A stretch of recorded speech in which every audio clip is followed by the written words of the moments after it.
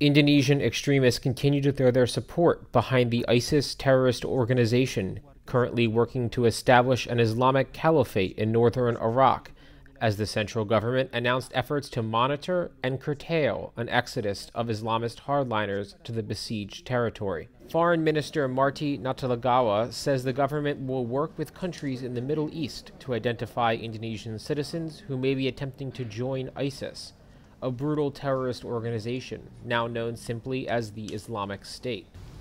Saat ini sesuai arahan Bapak Presiden kemarin melalui yang diumumkan oleh Bapak Menko Polhukam, intinya yang kita harus lakukan adalah ada pemetaan yang lebih utuh tentang lalu lintas warga negara kita ke kawasan Timur Tengah. Bukan maksudnya untuk menghambat, mengganggu rencana minat warga negara kita yang umumnya dan mayoritasnya bahkan hampir seluruhnya tidak ada masalah, melainkan untuk memastikan jangan sampai ada warga negara yang ada maksud-maksud yang sebenarnya tidak dibenarkan berperang kasarnya, itu juga tidak terpantau. Dan oleh karena inilah kita perlu bekerja sama dengan negara-negara Timur Tengah bagaimana bisa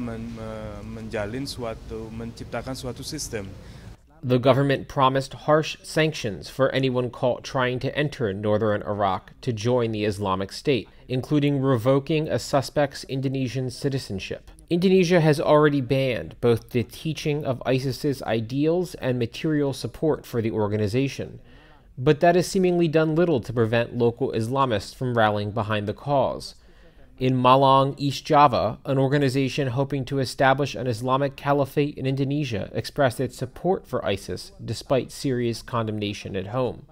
The Ansharul Khalifah organization distributed pro-ISIS stickers and a magazine extolling the virtues of jihad at a recent meeting. ISIS has mounted a sophisticated social media campaign since seizing territory in northern Iraq, including the release of an Eid al-Fitr video greeting where an Indonesian radical wanted domestically for acts of terrorism, urged his country to join the fight.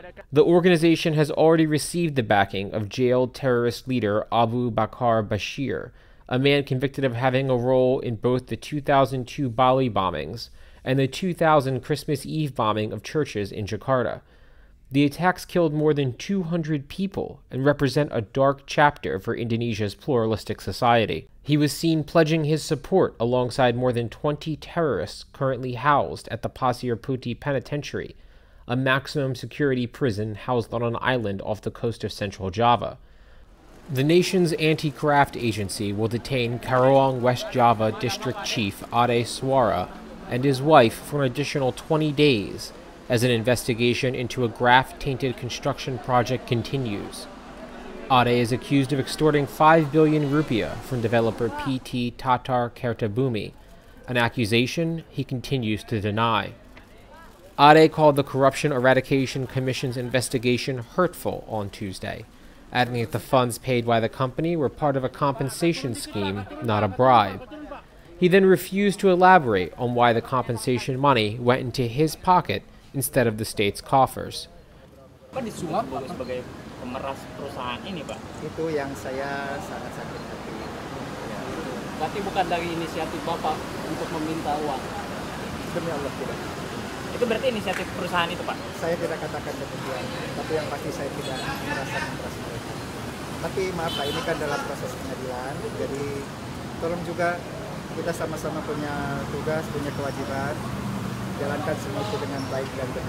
Anti-narcotics agents conducted random drug tests on pilots at Yogyakarta's Adi Sucipto International Airport on Tuesday to reduce drug use in Indonesia's rapidly expanding aviation industry. The industry has come under fire in the past over the use of illegal stimulants by overworked pilots. Tes urin, pilot dan kopilot, terus semua maskapai. BNN officials say none of those checked tested positive for drug use. The agency says it will continue with random drug tests of both pilots and ground crew in order to maintain safety standards at the nation's airports. Hasil ini kebetulan saya negatif dan untuk pemeriksaan ini adalah hal yang patut dilaksanakan untuk di kalangan profesional dari pilot. Indonesia's economic growth slowed to the slowest rate in 5 years as second quarter figures showed a marked decline in investment. The national economy expanded by 5.12% from April to June this year, as investment shrank by 0.6% over last year's numbers. The country's hotly contested presidential election was partially to blame for the slowdown, but economists say the figures were still in line with central bank's predictions.